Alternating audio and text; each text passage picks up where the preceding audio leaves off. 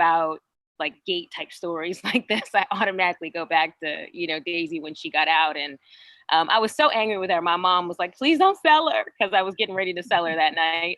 Because I was so upset. But I just remember, like looking at her that night and just thinking to myself, she has no idea, she has no idea that she's getting ready to run into like the street. She didn't know that there was anything wrong with the highway, with getting out of the gate. And she was sort of listening to me, but not really, but that's sort of like the perfect analogy for me, right? Like she really didn't know. And I really couldn't blame her. And I think, a lot of times it's the same way. We have no idea what God is trying to protect us from. No idea, The only thing that I think we can do is just trust that when he says, I'm the gate, you know what I mean? And I'm here to protect you. That what's on the other side of that, I think that garden, Genesis garden curiosities that we always have, right? Where it's like, well, what's that tree for? And he's like, I told you not to touch it. Yeah. That is sort of a natural inclination, but it's so important, particularly in these days that we live in now, to make sure that we are listening for his voice and listening to it once we do hear it. You raised so many great points. One of I think the points that you raised that's sort of spinning questions in my mind is that mentioning of that Jesus is both gate and shepherd, right? And when you tell your story about Daisy, right, there's a shepherd element of like wanting to protect Daisy, the gate of like keeping Daisy in, but also keeping things out, right, at the same time. And yet, even with that sort of making sense for us, the disciples still didn't get it. Joy Moore, who's an African-American feminist theologian, says that, well, maybe they didn't get it because they were fishermen.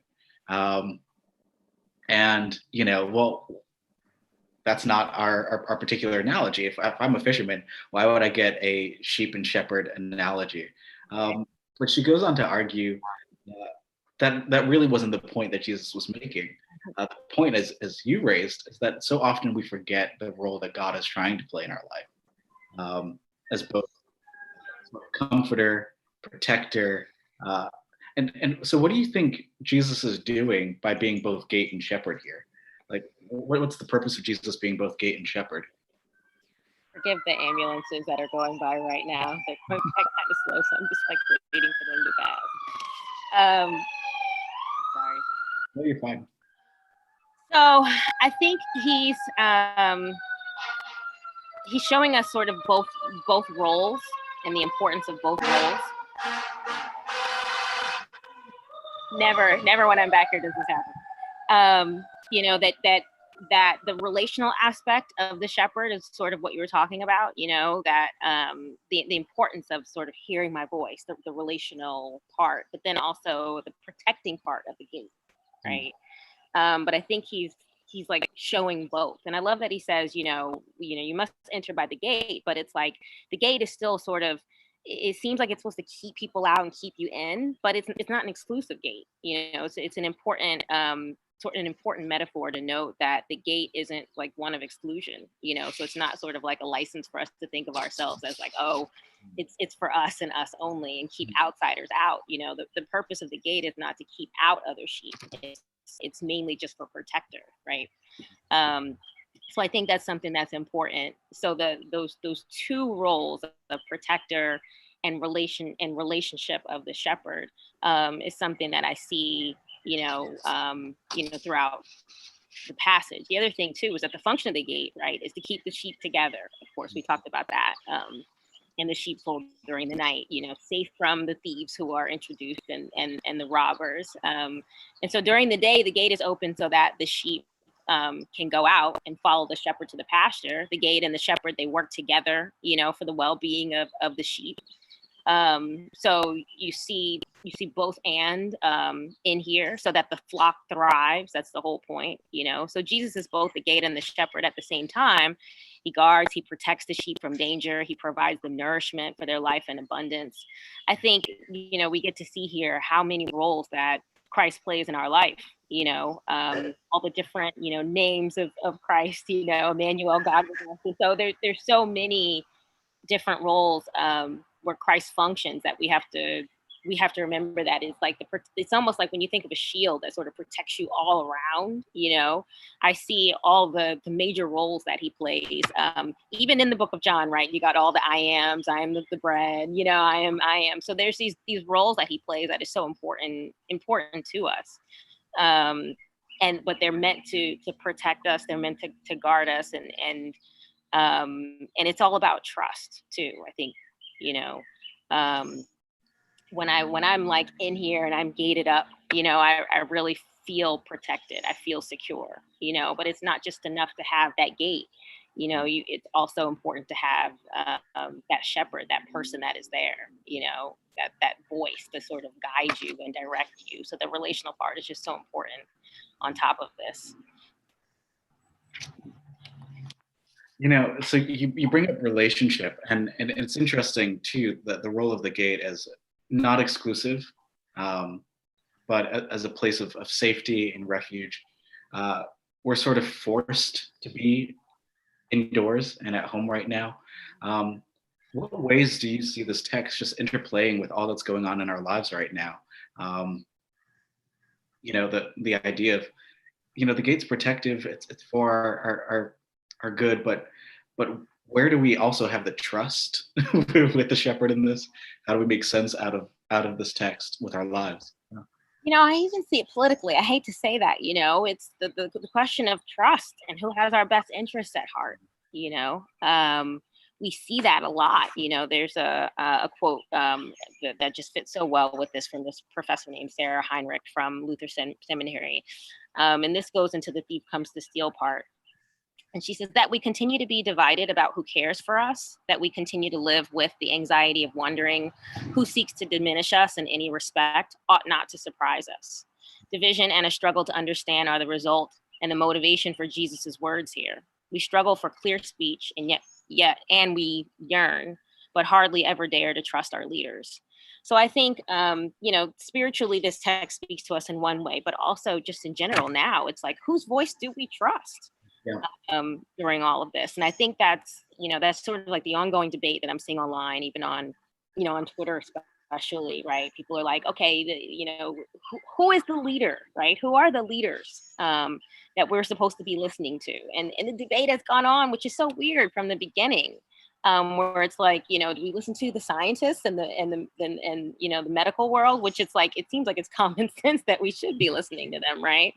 But it's like, do we listen to our political leaders? We have governors every day on TV, it's like a governor is, getting up, governor of New Jersey, governor of New York, getting up on television to give, updates. You got tweets from, the president. There's so many voices, other governors that are opening up their states early saying, you know what, let's just open up. Right. So this text, when you said to me, when you just said, it's not about that, like when you were like, it's really just about who are we supposed to be trusting here? And so he repeats this analogy sort of over and over again, shepherd and gate and all of that. But he keeps saying, they hear my voice and they know me. They hear my voice and they know me. And so I see this being very pertinent to now, because now more than ever, I think it's really important for us to really be very sensitive to God's voice. Just for our own safety and protection, not just spiritually, but physically, like you go to the grocery store, now, and you're saying prayers, you know what I mean? Like, I think there was an element of that before, because, now you send kids to school and you're like, okay, God, protect my kids, that type of, we were already living sort of in that society in that direction. But now, just a trip to the store, just getting in the car to go pick up some food, becomes okay, order my steps, guide me where I'm going, so we have to be sensitive to God's voice in just about every area. We should have been that way before, but now even more so, right? And so if states do, I'm just using this as an example, open up early, then, it becomes okay, God, so what should I be doing? What, you know what I mean? To what extent should we be going out? Should we, you know, just sort of wait? Should we continue to shelter in place regardless of what, um, is sort of like the government mandate, those types of things. So what she says here is, we struggle for clear speech, and that's what we're struggling for, I think, right now. Clear speech, and then, just really understanding who cares for us. And he's like, here, I care about you. I'm the shepherd, I'm the voice, and listen for me in the midst of all of this. I think that's really important as we continue to hear so many different types of voices moving forward. What are the ways that you listen for God's voice, or what are the practices that you use, or how do you see the text inviting us to hear God's voice above all the voices that come at us and speak to us? Yeah, I think people automatically will say, "Oh, pray," but I don't even know. That's definitely like the main practice for me. But sometimes, when you pray, everybody, isn't necessarily sensitive. You don't always hear directly. So I try, that doesn't mean that you stop praying. You continue to pray and continue to ask God for guidance, but to make things clear to the extent that you're open and available spiritually in order to hear that. And it can come from anywhere. I mean, you'll have peace when you hear God's voice, like there's a certain level of peace that one has in their spirit. But praying for wisdom is something that's very important during this time. The fear of the Lord is the beginning of wisdom, and so the fact that we honor God above all else, right? We fear God more than we fear anything that's happening right now. So praying for wisdom, make sure we're praying for for direction, for guidance, just in general. So that's number one, but not to be discouraged by the fact that sometimes when we do pray, we might not hear something right away, or might not hear it in the, like the Moses burning bush moment. You may not have that, it just making sure that you're open to however God is going to speak. And God can speak through a television commercial, which has happened plenty of times, right? For me, where I'm like, oh, okay, like a person, a television commercial, it could just be any moment, but just really being open, I think, during the course of your everyday lives and this new routine that you find yourself in, to being able to trust the fact that when you do hear God's voice, that your spirit will know, specifically. But also too, tuning out, the other voices is really, really important. So, how can any of us expect to hear God's voice when there's so many other voices, speaking? And so, last week when we did the virtual service, Minister Dante Stewart, he immediately, he said, when you wake up in the morning, make sure the first voice you listen to, or the first voice you're listening for, is God's. And if that means you need to still yourself, right? There's that scripture that talks about, with Elijah, that, God wasn't in the mountain. He wasn't in the, storm. God was in the still small voice. And so making sure you're sort of quieting and you're starting your morning, and even ending your day.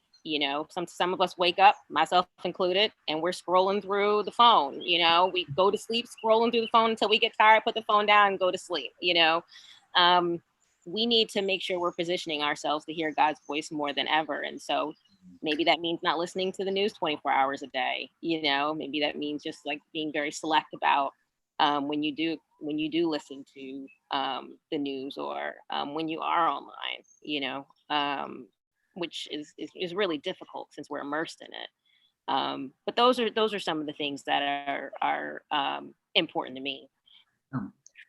Those are fantastic. And it's so hard, right? To try to find those moments and space to quiet ourselves, to be like, because you want to jump up, at least for myself, and immediately open up Instagram. I'm like, what did I miss? Facebook, like, what did I miss? Or emails, like, good Lord, what did I respond to today? Or how many emails do I have to work on today? What's my agenda for today? Rather than carving out that time for God's voice to be that first. place to speak to us. It's interesting, though, too, that last verse of John 10, 1 through 10, Jesus says, the thief comes only to steal and kill and destroy, and I came that they may have life and have it abundantly. And I find it really interesting, right, that like in the fourth Sunday of Easter, like this is the verse for us. It's like all the excitement of that first Sunday of Easter is gone. We're in the reality of things. And it's like a reminder of like, okay, God is still up to something and has promised us a much larger life than we've imagined for ourselves. How do you see this verse speaking to us? I think it goes in line with hearing God's voice, because here's the thing. If we know that the thief comes to steal, to kill, and to destroy, then those types of voices are the voices we shouldn't be listening to. Okay. And I see that passage. I've heard that passage used a few times out of context, which is fine, where we're talking about the devil and the devil comes, but when we're thinking about sheep and wolves, which isn't really necessarily the highlight of the wolves sort of come after this text in verse 11. But when we're trying to figure out the difference between the sheep and the wolves, or the shepherd and the wolf, right? Those types of voices, anything that would come to steal, that has that type of tone to it, or the after effect of it, of their presence, of their leadership, or whatever it might be, right? If what follows them is killing and stealing and destruction, then that's not the way of God, is basically how I see that, right? So when I'm trying to discern God's voice, it is an extension of the question that you just asked me before, with when it was like, okay, what practices do we use, and when we're trying to hear God's voice, and so there's some general spiritual practices like prayer and all that, but then there's just some wisdom, right? I think that God is imparting to us in this text, and that's if these things. So it's kind of like that passage where he's like, these things will follow, right? Those that are believers, right? You'll know them by their fruit. I see this as that type of passage, right? Where if we're listening for God, and we're trying to avoid or stay away from thieves and robbers and wolves, then these things will follow those, right? And if destruction and thievery and stealing and killing, right? If that is following those particular voices, then that is not the voice in the direction of God. That's how I really see it more. Yeah, of course, there's, the thief comes to steal, kill, and destroy. And so the thief comes to steal and kill and destroy in our own personal lives. I definitely see it that way. And I think it's been parsed that way and interpreted that way plenty of times. But in these times, particularly for me, it's more about distinguishing the real versus the counterfeit. And I'm not talking about political leadership only. I'm talking about church leadership, right? If these things are following, even our those that call themselves followers of Christ, if they're promoting those types of things, you know what I mean? Then that's not the way. That's not God's voice. That's not Christ's voice. Because he says here, I've come that they may have life and have it to the full. And, again, it's one of those texts where it's like, he came that I might have life, so I'm going to be rich, like that's not necessarily how I see it necessarily. It's more like, no, I want you to live, and I want you to live fully in peace. And the thing about this, it's not individual. It's not individual text. It's the sheep are always about the flock. The title of the passage, in my Bible at least, is the shepherd and his flock. So it's about the community of people. It's not about any one individual, nor is it about, one particular group of exclusive, church body Christians or whatever. It really is about the livelihood of the community, and how they function sort of as a flock and as a unit. And so, here he's come that we all as a community would have life, and that we would all as a body have it more abundantly. Sometimes that means, when you go to First Corinthians and he's talking about, the foot can't say to the hand, can't, all that the body has to function as one. I see it here is like he's looking out for the best interests of the body, and that the community would have life and life more abundantly. And so when you see things that are sort of selfish and exclusive to one particular person, or and it would come at the expense of other people and other people's lives, then that's the thief, right? Because Christ is about the body and about the community and about their wholeness and their lives, all together. And if this is the God that we serve, is the one that leaves the 99 and goes and search for the one, because the flock is not complete without all 100. So, I definitely see this as if my, selfish decision making or whatever comes at the expense of someone else's life, that's the thief, right? But if we function as a flock and as a unit and as a body for the livelihood and the abundance of all of us, then that's Christ's voice. That's how I see the text.